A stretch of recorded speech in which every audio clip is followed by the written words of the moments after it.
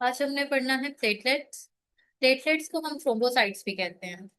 Platelets ऐसे blood cells हैं जिनका मेन काम जो है वो थ्रोम्बस बनाना है, या ब्लड के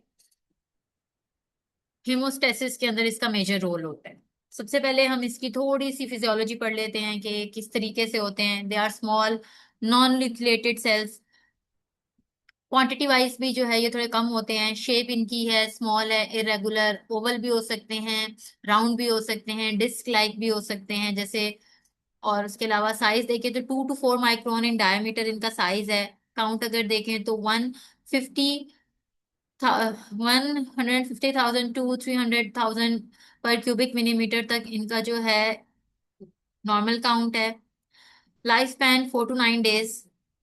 ये पास पेपर में एक दफा एमसीक्यू आया हुआ है, इसको अंडरलाइन करें। टाइप्स जो हैं, जो यंग होंगे वो स्मॉल होंगे, और जो ओल्ड होंगे वो थोड़े से लार्ज साइज के हो जाएंगे, और जो एक्टिव प्लेटलेट्स होते हैं वो हमेशा स्मॉल साइज के होते हैं। केमिस्ट्री अगर हम देखें कि इसके अंदर कौन कौन से केमिकल कंपाउंड्स मौजूद हैं, तो इसके अंदर प्रोटीन्स भी होती हैं, इसके अंदर लिपिड्स भी होते हैं। और प्रोटीन और लिपिड्स के आपस में कंपाउंड्स भी मौजूद होते हैं, जैसे फॉस्फोलिपिड्स भी होते हैं, आर्किडोनिक एसिड भी मौजूद होता है। मेजर इसका जो काम है वो आपके ब्लड वेसल्स की, या आपके ब्लड वेसल्स की हेमोस्टेसिस है। अब हेमोस्टेसिस क्या होता है? हेमोस्टेसिस होता है कि after an injury, blood vessel की इंजरी के बाद, आपकी वेसल जो है उसकी कोई इंजरी हो गई है, इन्फ्लेमेशन हो गई है, कोई रप्चर हो गई है आपकी ब्लड वेसल, तो पहला काम क्या है कि सबसे पहले है उसकी ब्लीडिंग रोकी जाए। दूसरी चीज है उसका जो रप्चर हुआ है उसको हील किया जाए, उसको रिपेयर किया जाए। तो इस सब के अंदर सबसे पहली चीज क्या होती है? जो सबसे पहले ये चीज होती है कि जो आपकी ब्लड वेसल है, जहां से रप्चर हुई है वहां से वेजो कंस्ट्रिक्शन हो, आपकी वेसल जो है वो तंग हो जाए। वेजो कंस्ट्रिक्शन हो, वेसल जो है थोड़ी सी अपनी जो भी डायमीटर है उसको तंग कर ले। वेजो कंस्ट्रिक्शन के बाद जो है आपका जो प्लेटलेट्स हैं जो कि आपके ब्लड में फ्लो कर रहे होते हैं, जो भी जगह है जहां पे कट लगा है वहां पे सरफेस खुरदरी हो जाती है। आपका प्लेटलेट जब वहां से गुजरेगा उस खुरदरी जगह से पे जाके वो अटैच हो जाएगा। एक प्लेटलेट अटैच हुआ, दूसरा प्लेटलेट उसके साथ जाके अटैच होगा। इस तरीके से प्लेटलेट एक जगह पे जाके जब अटैच होगा उसको कहेंगे प्लेटलेट एडहीजन। मल्टीपल प्लेटलेट्स जब उसके साथ अटैच होते जाएंगे तो वहां पे एक झुंगट्टा बन जाएगा, उसको कहते हैं platelet aggregation. Platelet adhesion, then platelet aggregation. फिर ये सब कुछ करके वहां पे एक प्लेटलेट का प्लग बन जाता है। वहां पे जब इतना झुमघटा बन गया तो वो जो जगह है, जो कट है, जो जहां से ब्लीडिंग हो रही है वहां पे एक झुमघटा बन गया। लेकिन ये एक इनसॉल्युबल सा प्लग है। इसने वक्ती तौर पे तो आपका खून जो है वो निकलना बंद कर दिया है, लेकिन अगर आप इसको वॉश करेंगे या इसको थोड़ी बहुत भी कोई भी मैकेनिकल किस्म का इसको कोई प्रेशर मिलेगा तो इधर से दोबारा ब्लीडिंग शुरू हो जाएगी। तो इस चीज को ओवरकम करने के लिए उसी टाइम पे आपके बॉडी के क्लॉटिंग फैक्टर्स जो है वो एक्टिव होते हैं, और आपकी बॉडी के ब्लड के अंदर मौजूद जो है फिब्रिनोजन को फिब्रिन के अंदर कन्वर्ट करके जो है क्लॉट बना देते हैं। एंड देन जब क्लॉट बन जाता है, सबसे पहले क्या था? वेजो कंस्ट्रिक्शन, ब्लड थोड़ी वेसल थोड़ी तंग हो जाएगी। नेक्स्ट स्टेप क्या था? आपके प्लेटलेट एडहीजन हुई है, प्लेटलेट आके चिपका है उस खुरदरी सरफेस के साथ। Next step platelet aggregation, platelet का झुंगट्टा बन गया, प्लेटलेट का प्लग बन गया। प्लेटलेट ने वो जगह ही बंद कर दी, लेकिन वो जगह इनसॉल्युबल है, मतलब वो परमानेंट इलाज नहीं है। अब next clotting of blood. Clotting का एक पूरा प्रोसीजर है, मैंने आप लोगों को लेक्चर दिया कि क्लॉटिंग कैसे होती है। क्लॉटिंग फैक्टर्स हैं, फिब्रिनोजिन को फिब्रिन में कन्वर्ट करते हैं, प्रोथ्रोम्बिन का उसमें काम है, सारे वो स्टेप्स इन्वॉल्व हैं। तो ये सारे स्टेप्स के बाद जो है फिब्रिनोजिन जब फिब्रिन के अंदर कन्वर्ट हो जाएगा, क्लॉटिंग हो गई। उसके बाद वो जो प्लेटलेट्स हैं, देन वहां से वो रिलीज होकर दोबारा से प्लेटलेट रिलीज एक्शन में प्लेटलेट रिलीज होकर दोबारा से ब्लड के अंदर आगे सर्कुलेट कर जाएंगे। This is haemostasis.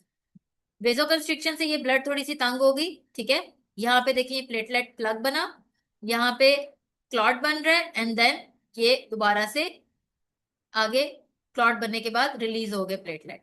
अब इसको हम यहाँ से अगर दोबारा से देखें तो यहाँ से प्लेट जो है आपकी ब्लड वेसल डैमेज हुई है, वेसल इंजरी आई, तो यहाँ पे आके प्लेटलेट्स आपके अटैच होंगे। वक्ती तौर पे प्लेटलेट जो है प्लेटलेट प्लग लगा के यहाँ पे ब्लॉक कर देगा खून निकलना। जब तक ब्लड क्लॉट नहीं बन जाता, फिब्रिनोजन से फिब्रिन का और परमानेंट सोल्यूशन नहीं बन जाता, तब तक प्लेटलेट क्लॉट बना रहेगा। विद इन सेकेंड्स की बात होती है, 1-2 मिनट के अंदर क्लॉटिंग हो जाएगी और उसके बाद ये प्लेटलेट रिलीज एक्शन हो जाएगा। और मजीद क्या काम होते हैं इसके, अदर एक्शंस के अंदर आता है कि आपके वेसल्स की इंटेग्रिटी, उनको, वेसल्स को अपनी मेंटेन करने के लिए, इंटेग्रिटी के लिए प्लेटलेट्स की जरूरत होती है। और छोटी मोटी जो है आपकी इंजरीज होती रहती है, जैसे आपको कहीं ठोकर लगी, आप गिरे, आपको इंजरी होती रहती है, तो इनको रिपेयर करने के लिए आपके प्लेटलेट्स बहुत ज्यादा हेल्पफुल रहते हैं। आप गिरे हो, अब बॉडी जो है वो बहुत नाजुक है, गिरे हो, आपको चोट लगी है, आपको इंटरनल ब्लीडिंग हो सकती है, लेकिन आपकी बॉडी के डिफेंस मैकेनिज्म इतने स्ट्रांग हैं कि आपकी वो छोटी मोटी ब्लीडिंग या छोटी मोटी जो इंजरी है, वॉस्कुलर इंजरीज है, वो आप खुद से ही आपकी बॉडी ठीक कर लेती है, सेल्फ रिपेयरिंग होती रहती है। उसके अलावा प्लेटलेट्स जो है provide glycoprotein, their addition to collagen, slide phagocytic activity भी होती है, ये एक आपको थोड़ा बहुत इम्यूनिटी वाइज भी थोड़ा सा बेनिफिट देती है।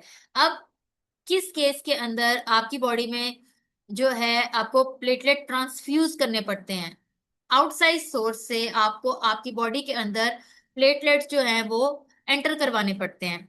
अगर बहुत ज्यादा ब्लीडिंग हो गई है और बहुत ज्यादा बॉडी का जो है वो ब्लड लॉस हो गया है, तब आपको प्लेटलेट्स ट्रांसफ्यूज करवाने पड़ते हैं, थ्रोम्बोसाइटोपिनिया।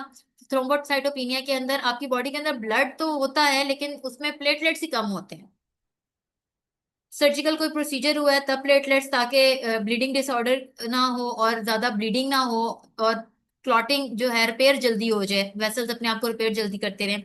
अगर प्लेटलेट काउंट 40,000 पर जो है क्यूबिक मिलीमीटर से कम हो जाए, तब आपको प्लेटलेट ट्रांसफ्यूजन की जरूरत पड़ती है। प्लेटलेट डिस्फंक्शन हो जाए, प्लेटलेट जो मौजूद है वो काम ही ना करें, तब आपको प्लेटलेट ट्रांसफ्यूजन की जरूरत पड़ती है।